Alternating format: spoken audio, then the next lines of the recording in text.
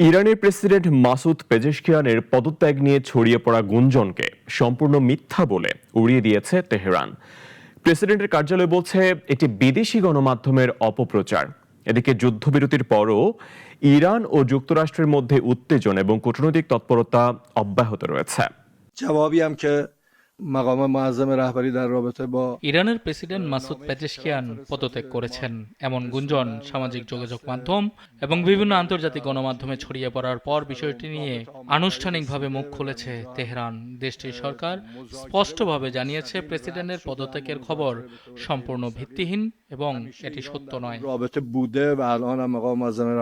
মার্কিন সামাজিক যোগাযোগ মাধ্যম এক্সে দেয়া এক পোস্টে প্রেসিডেন্টের কার্যালয়ের যোগাযোগ বিষয়ক উপপ্রধান মেহেদি তাবাতাবাই এসব প্রতিবেদনকে মিথ্যা বলে আখ্যা দেন। তিনি দাবি করেন এটি কিছু বিদেশি গণমাধ্যমের পরিকল্পিত মিডিয়া গেমের অংশ, যার উদ্দেশ্য ইরানের অভ্যন্তরীণ পরিস্থিতি নিয়ে বিভ্রান্তি সৃষ্টি করা। তাবাতাবাই জোর দিয়ে বলেন, প্রেসিডেন্ট মাসুদ পেজেশকিয়ান কখনোই দেশের জনগণের সেবা থেকে সরে দাঁড়াবেন না। তিনি আরও জানান, জাতীয় স্বার্থ রক্ষায় সরকার তার দায়িত্ব পালন করে যাচ্ছে এবং দেশের নেতৃত্ব নিয়ে যে ধরনের গুজব ছড়ানো হচ্ছে তার কোনো বাস্তব ভিত্তি নেই। এ সময় তিনি ইরানের জাতীয় ঐক্য ও সংহতির বিষয়টিও গুরুত্বের সঙ্গে তুলে ধরেন। তার ভাষায়, ইরান ঐক্যের পথ থেকে কখনোই পিছু হটবে না।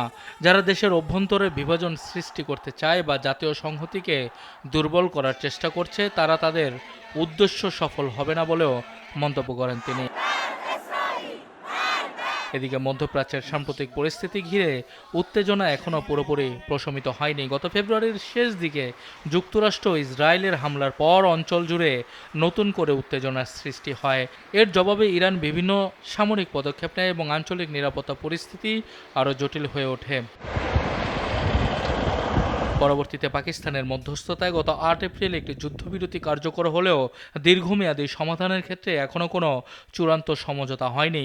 ইসলামাবাদে অনুষ্ঠিত আলোচনা থেকেও স্থায়ী সমাধানের পথ খুঁজে পাওয়া যায়নি বলে জানা যায়। তবে কূটনৈতিক প্রচেষ্টা অব্যাহত রয়েছে। যুদ্ধের অবসান এবং সরাসরি আলোচনার পরিবেশ তৈরির লক্ষ্যে ইরান ও যুক্তরাষ্ট্রের মধ্যে বিভিন্ন প্রস্তাব ও পাল্টা প্রস্তাব বিনিময় চলছে। আন্তর্জাতিক মহল পরিস্থিতির উপর নিবিড় নজর রাখছে। সানি আহমেদ, নাগরিক।